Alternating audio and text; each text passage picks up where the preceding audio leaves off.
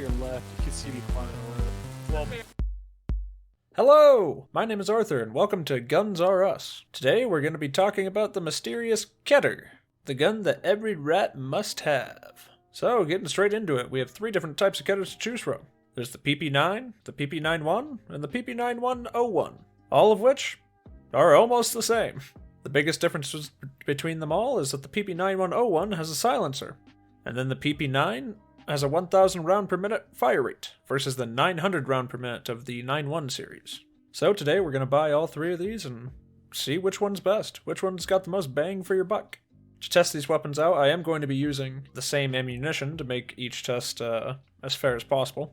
And the best ammunition I can get right now is the PMM PSTM. It's also the only round I can get that can penetrate P.A.K.A. armor. So overall, with the low penetration qualities of the 9x18, it's going to be a limb shooter. So I figured that I was going to test the PP91 first, since it's the cheapest of the three. But when I got all my mags loaded up, I realized the PMM PSTM doesn't fit in the PP91.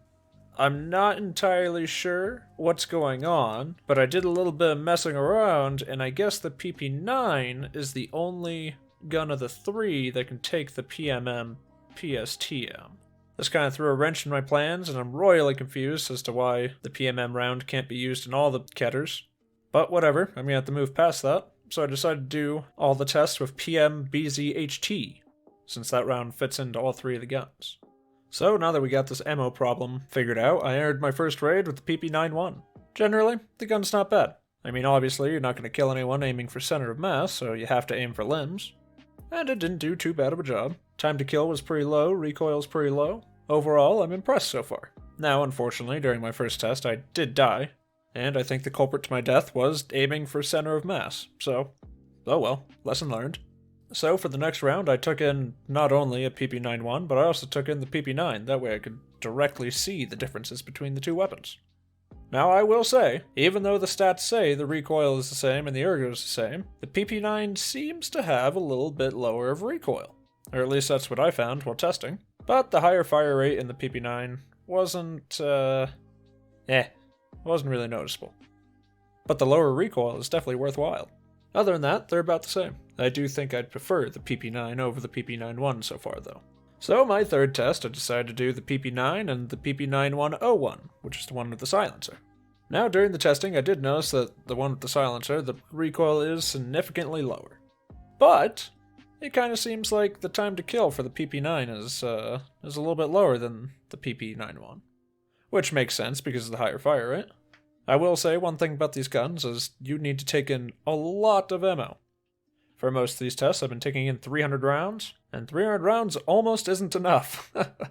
Definitely, if you plan on taking on any of the bosses, like Reshala, which I did, you need to take in more than 300 rounds. Because after my fight with Reshala, I was left with 25. I'm not gonna lie, I'm pleasantly surprised by all these Kedrs so far. There's not a huge difference between all of them, but I am liking the PP9 thus far. Now, I wasn't particularly satisfied with that being my last test, so I decided to do one more round with the PP9 and the PP9101, but this time I'm using the PM PSV rounds, which you can get from Jaeger level 1. They supposedly have a much higher damage, but no penetration. Like, no penetration.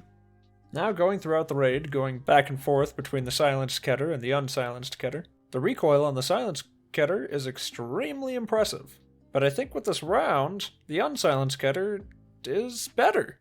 I mean, that higher fire rate really makes killing people through the limbs just a lot easier, honestly. Overall, though, both are still really good guns, and at the end of the day, it's kind of between whether you want a silenced weapon or not a silenced weapon.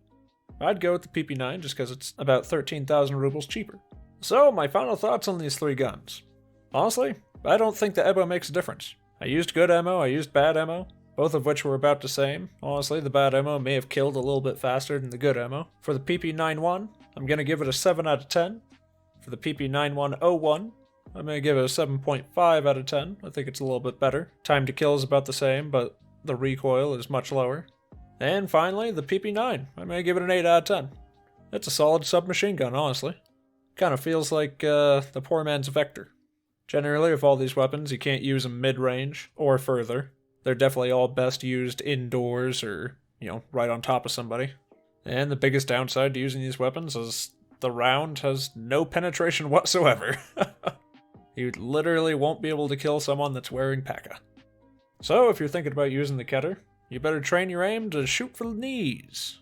Also, you have to play a little bit more strategic with the Kedr, because obviously you're going to lose any gunfight where someone either has their legs covered, or if they're leaning around a corner. Because at that point, you'll have to aim for the head and pray to God that they don't have glasses on. But this is just my personal opinion. Go ahead, try out the gun for yourself.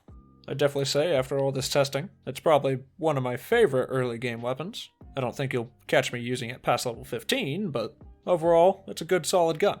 So tell me what you guys think in the comments, and if you liked the video, make sure to beat the fuck out of that like button, and I'll see you guys in the next one. Bye!